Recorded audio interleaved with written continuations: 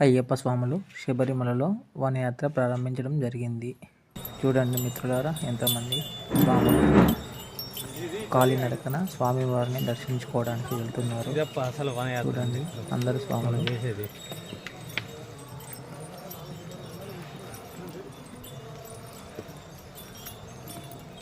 అదో ఈ కొండ ఏంటి?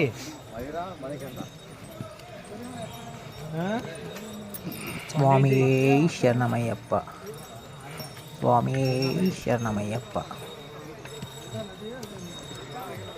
ఇలా స్వాములందరం కలిసికట్టుగా అడవి గుండా స్వామివారిని దర్శించుకోవడానికి వనయాత్రను ప్రారంభించడం జరిగింది. స్వామి శరణమయ్యప్ప.